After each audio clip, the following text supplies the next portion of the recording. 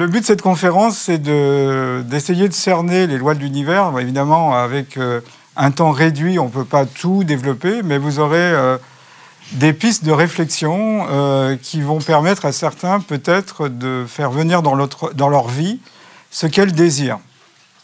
Alors, quand on regarde les individus sur la planète, il y a ceux qui semblent obtenir ce qu'elles désirent. Il y a des gens qui ont réalisé leur désir de devenir très riches, d'autres qui ont réalisé leur désir de devenir des vedettes, d'autres qui ont réalisé le désir de trouver le partenaire idéal, qu'il soit masculin ou féminin. En tous les cas, on a l'impression qu'il y a des gens pour qui la vie sourit et d'autres pour qui la vie, c'est dur, c'est de la galère, etc. Bonsoir, nouvelle émission ce soir du Souffle du Développement, consacrée à Philippe Bobola, une autre conférence organisée comme à son habitude par Planétaire. Alors, thématique très en vogue actuellement, la loi de l'attraction, mais expliquée de manière quantique et scientifique. Bonsoir Philippe Bobola. Bonsoir. Alors, on va inviter déjà les personnes à cliquer sur le lien de la première interview, puisqu'il y avait un premier niveau. Là, on va un tout petit peu plus loin dans cette conférence et on commence à titiller les temps au pluriel. C'est vrai que le temps s'écrit avec un S et on dit souvent la fin des temps. Obtenu avec pression, mais serait fait d'instants, des secondes, des minutes, des heures. Vous pouvez considérer que le temps s'écoule. Alors rien que le fait de définir un temps qui s'écoule, c'est très difficile. Parce qu'il s'écoule, quel est son moteur, il est immatériel, vous voyez, on a vite des questions. Mais tout le monde constate que le temps passe. On peut donc lui assigner une fonction de passage. La preuve, c'est que le temps qui passe s'imprime sur nos visages. Et des fois, les miroirs devraient réfléchir avant de réfléchir. Et donc, on peut considérer que le présent définit un premier temps qui est unique, collectif. Mais entourant ce temps, ce présent, existe des temps qui s'écoulent plus lentement que notre présent. On va les appeler passé. Et des temps qui s'écoulent plus rapidement que notre présent, on va les appeler futurs. Comment on explique cette particularité que le temps est multiple au pluriel comme ça ? Je crois que la physique théorique est en train de s'intéresser au temps.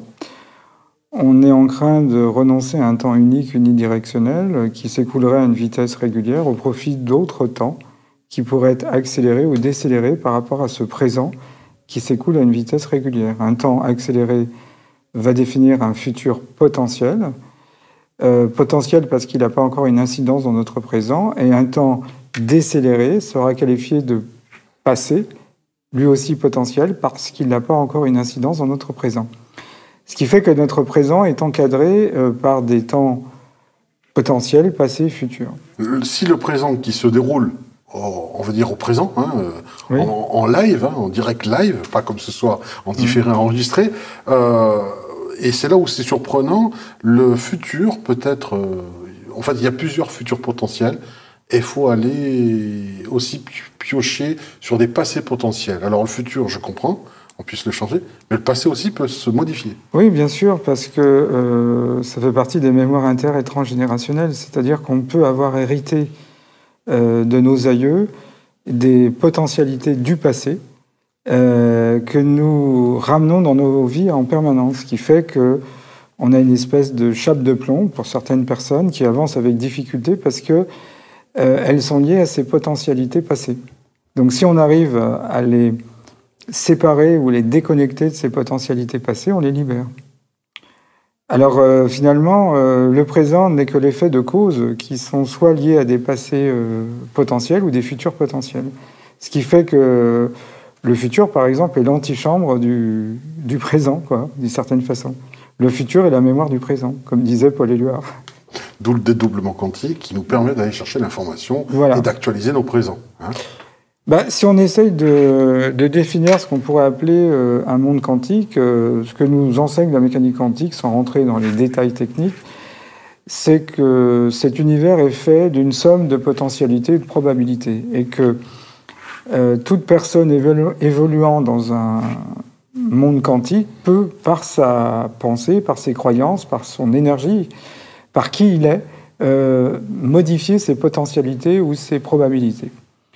Alors, si on remplace l'univers comme une somme de potentialités, eh bien, on va aller actualiser certaines potentialités en fonction de nos croyances et nos passés. La libération du monde, elle ne viendra pas de l'extérieur, elle viendra de l'intérieur. Vous êtes bien d'accord? La vraie libération, elle vient de l'intérieur. D'ailleurs, ceux qui ont bien compris cet univers quantique, c'est les forces financières. Ils savent très bien vous faire actualiser la potentialité qui va leur profiter. Pourquoi vous croyez qu'actuellement, il y a une crise économique? Pour enrichir ceux qui sont déjà fabuleusement riches? Non. C'est parce qu'en vous abaissant au niveau de vos émotions, vous allez actualiser un type de potentialité. Quand j'ai peur, j'actualise la potentialité peur. Et surtout, si j'ai peur de la crise économique, je vais faire venir la crise économique. Eh oui. Donc on arrive à un paradoxe. Beaucoup de gens, avec beaucoup de sincérité, militent pour un monde meilleur, militent pour la fin d'un libéralisme à outrance, etc., etc. Mais ils le font avec la colère ou la peur. Et ils font venir quoi? L'inverse de ce que leur cerveau conscient voudrait voir venir. C'est l'arroseur arrosé. Alors, ce qui est un peu effrayant, c'est que les limitations, elles sont intérieures.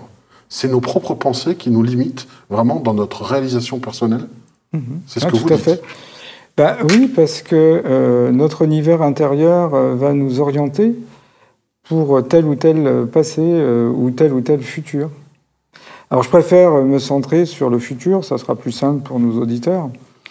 On va revenir sur un élément de la physique quantique, ce sont les états superposés, qui est une propriété fondamentale de la mécanique quantique. En mécanique quantique, une particule, si on prend sa position, elle peut être simultanément au nord, au sud, à l'est et à l'ouest. Ce qui fait que si un physicien fait une mesure qui consiste à donner à cette particule une direction, une situation géographique, avant la mesure, la particule, elle est aux 4 points cardinaux. Mais dès que le physicien va interagir avec ces 4 solutions potentielles, eh bien, il va choisir l'une des situations géographiques qui correspond à ses croyances et ses pensées. S'il pense nord, il va aller choisir la solution nord. Et donc, les solutions est, ouest et sud ne sont pas ramenées dans le présent. Ce qui fait que la physique quantique est une physique participative, parce que celui qui fait la mesure devient un participant, et la mesure obtenue devient inobservable pour bien insister sur le fait que c'est une possibilité parmi d'autres.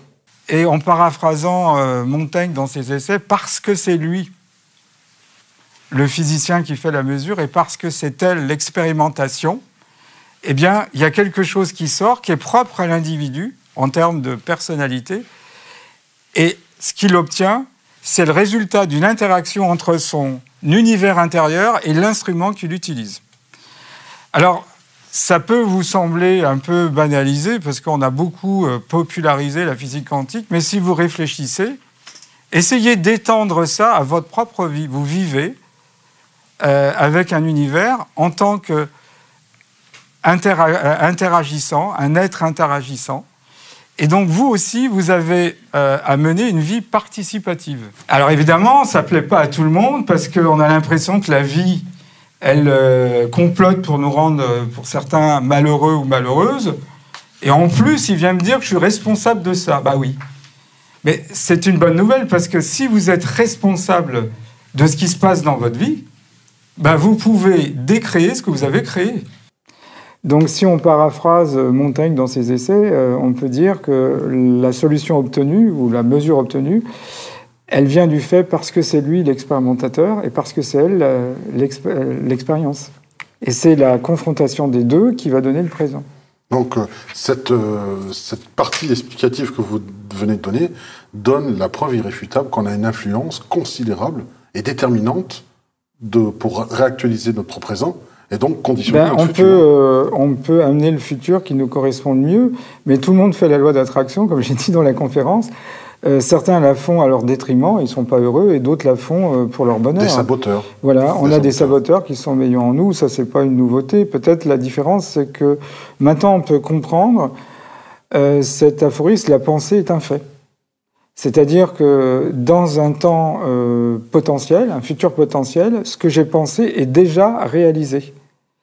Mais il faudra attendre que cette pensée potentielle qui a déjà fait quelque chose soit ramenée dans notre présent. Ce qui fait que, résumé à l'extrême, la pensée est un fait. C'est curieux quand même, parce qu'on a du mal à conceptualiser le fait qu'une pensée soit aussi matérielle alors qu'elle est... Elle est immatérielle dans notre présent, mais elle est déjà à l'échelle, on va dire, énergétique et informationnelle, déjà présente. Alors ça semble incompatible, la pensée est immatérielle et un fait c'est quelque chose qui est objectivable, quelque chose qui est tangible, qu'on peut toucher. Je pense une chose et la chose pensée se transforme en fait. Donc j'ai la capacité de transformer ma pensée en un équivalent physique. Et ça, c'est une réalité au quotidien qu'on peut vérifier. Oui, il suffit à un moment donné de regarder la vie des gens ou de regarder sa propre vie. On s'aperçoit que ce qu'on a pu penser arrive. Effectivement, c'est vrai.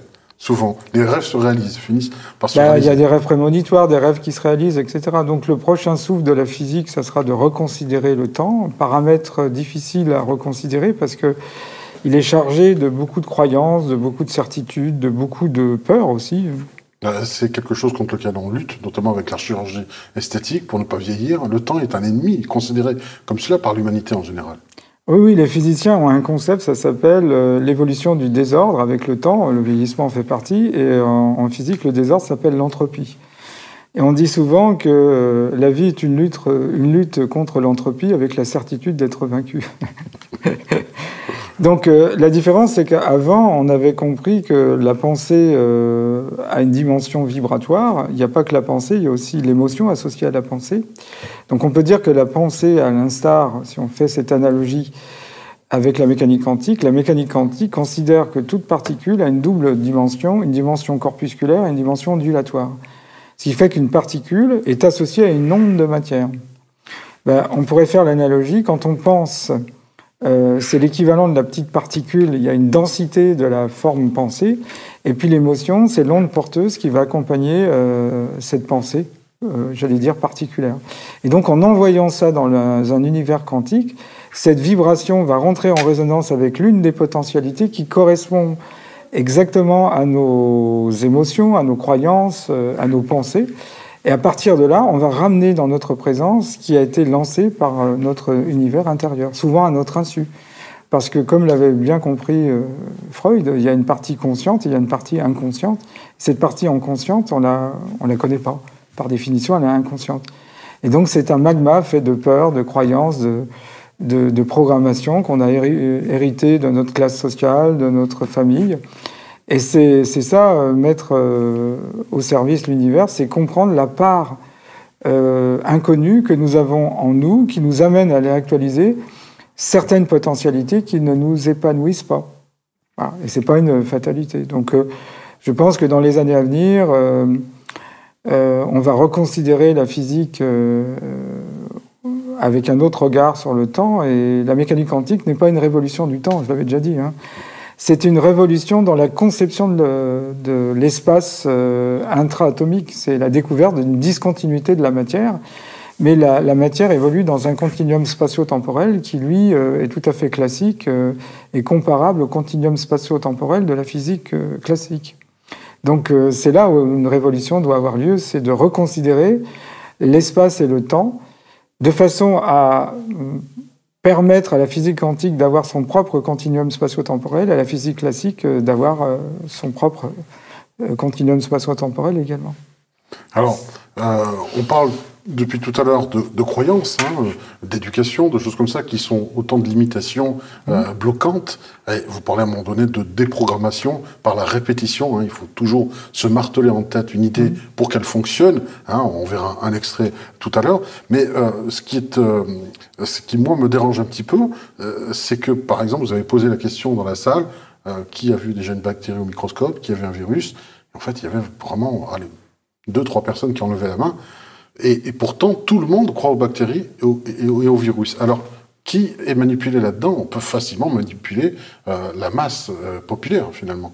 De même, on s'est rendu compte qu'il y avait en biologie quelque chose qui supplantait la génétique, c'est l'épigénèse. C'est-à-dire que on a tous reçu comme information, la science nous façonne aussi, elle nous donne une image du monde. On va faire un petit test. Qui a déjà vu une cellule au microscope ici? Il y a peu, vous voyez. Et pourtant, tout le monde ici est persuadé que les cellules existent. Qui a vu une bactérie au microscope? Et pourtant, tout le monde parle de bactéries. Vous utilisez des antibiotiques qui sont contre les bactéries. Et qui a vu un virus? Et tout le monde croit au virus. Donc, vous voyez bien que la science nous a façonné une image. Et c'est assez fort parce que finalement, vous avez fini par croire parce que vous avez investi dans la science, une entreprise de vérité. Et donc, sans même voir une cellule, une bactérie, un virus, vous avez considéré qu'ils existaient. C'est un rôle très important de la science, c'est qu'elle nous donne une image du monde. Donc la biologie a donné à la plupart des gens qui n'ont pas fait des études de biologie une vision du vivant, une vision de la microbiologie, alors que la plupart des gens, comme vous l'avez constaté vous-même, n'ont pas vu une cellule, un virus ou une bactérie sous le microscope. D'ailleurs, vous avez vu, il y avait 0 personne qui avait vu un virus, parce qu'il faut des microscopes puissants, des microscopes électroniques. Peu avaient vu de cellules, et un petit peu avaient vu des bactéries. Alors, effectivement, après, on rentre dans autre chose, c'est l'expérience, c'est expérientiel. C'est-à-dire que on constate que notre univers intérieur oriente la vie que nous allons avoir. Tout le monde a vu que les gens, quand ils sont pessimistes, quand ils sont noirs, attirent de la noirceur dans leur vie. On a vu aussi que les gens optimistes finissent par avoir une vie plus agréable. Donc, je pense qu'on n'a pas encore une alliance entre ce qu'on pourrait appeler la psychologie et la physique. Mais ça commence à venir, puisque je pense que au cours du XXIe siècle, la biologie, les sciences du vivant, les mathématiques et la physique vont former une alliance. Et on aura ce que Jung avait souhaité, une sorte de psychologie physique ou physico-psychologie, une sorte de réunification, où des choses qu'on a pu constater et qui sont connues depuis très longtemps, parce que la loi de l'attraction, c'est simplement quelque chose qui était connu, mais qui a eu plus d'importance il y a quelques années. Mais il y a eu beaucoup aussi de déçus de la loi de l'attraction, parce que les gens... Justement, je voulais vous en parler. Vous dites qu'il y a beaucoup de gens déçus parce qu'ils veulent ça, on veut dire les résultats trop rapidement, dû à une vie moderne qui veut tout trop vite. Et il faut du temps pour maîtriser. Ben oui, il faut beaucoup de temps pour déprogrammer parfois ce qu'on a reçu comme programme. Donc, on ne peut pas maîtriser le temps, mais il y a vraiment... faut déjà regarder objectivement sa vie. Est-ce que je suis satisfait de ma vie? Si tout est bien, tant mieux. Mais est-ce que je ne suis pas dans le déni? Si je ne suis pas satisfait, dans quel domaine je ne suis pas satisfait? Et j'essaye de comprendre quelles sont mes croyances, mes pensées qui m'ont amené à vivre des choses qui ne me conviennent pas. À partir de là, on peut considérer que... notre vie obéit à un principe holographique, c'est-à-dire que l'extérieur est le reflet de notre intérieur, ou l'inverse, notre intérieur est le reflet de l'extérieur. Donc j'attire à moi événements, situations, professions, compagne, compagnon, mari, femme, qui sont l'expression de ce que j'ai au fond de moi. On est bien obligé de redéfinir l'univers pour se positionner à l'intérieur de cet univers. Si on pense que l'univers est absolument insensible à nos pensées,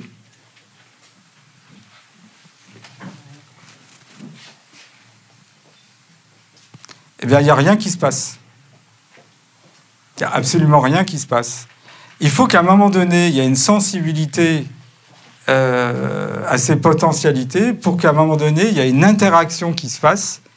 Et de cette interaction va naître ce qu'on pourrait appeler l'objet de votre désir transformé en équivalent physique. Alors, il y a beaucoup de répétitions dans cette conférence parce que vous devez déprogrammer votre inconscient.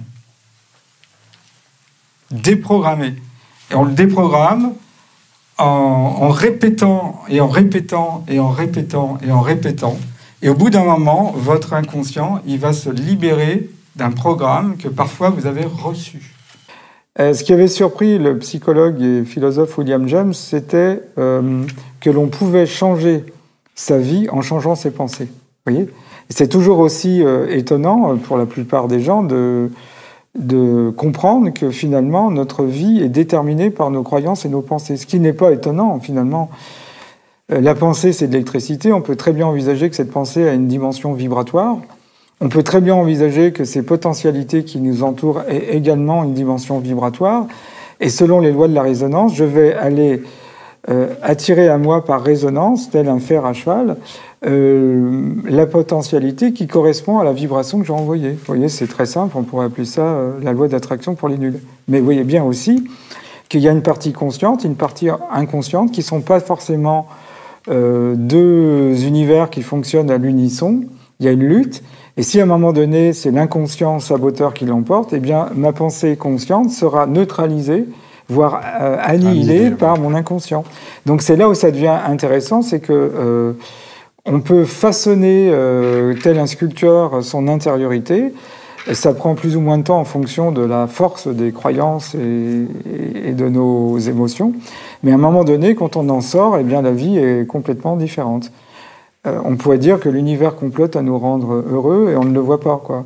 Et donc, d'où l'importance de la science, de la société, de la famille, des classes sociales, de l'économie, qui nous ont façonnés et qui nous entravent dans notre déplacement, quoi. D'accord. Alors, en tout cas, ça fait rêver. On va conclure sur le fait que vous, justement, vous proposez des formations à ce niveau-là. Je précise pour ceux qui nous regardent que des sessions futures sont à prévoir. Les dates ne sont pas encore déterminées, hein. Donc, de votre enthousiasme dépendra ces dates. Plus vous serez nombreux, plus des dates seront rapprochées. Hein, il y a 3 niveaux, je crois. Hein, premier niveau, second niveau et atelier. On reviendra sur le temps avec le double. Donc premier niveau, deuxième niveau. C'est un petit peu le code de la route du citoyen soumis aux des événements futurs. On sent très bien que le monde est en pleine reconstruction actuellement. Et il faut le guide du routard. Qu'est-ce qui va se passer? Qu'est-ce que la science peut nous dire sur ça? Et puis une formation, plutôt un atelier sur la loi de l'attraction où le but, c'est d'aider les gens à sortir de ce programme qui ne leur convient pas. Oui. Donc c'est à la fois une présentation des lois de l'univers, mais surtout un travail avec les participants pour essayer de comprendre les croyances que j'appelle le représenter. Le représenter, par exemple, de l'argent, le représenter du bonheur, le représenter du couple, le représenter d'une vie professionnelle réussie. C'est tout ça qu'on va essayer de débusquer, de mettre en lumière et d'amener les gens à enfin pouvoir être actifs dans leur vie plutôt que de subir.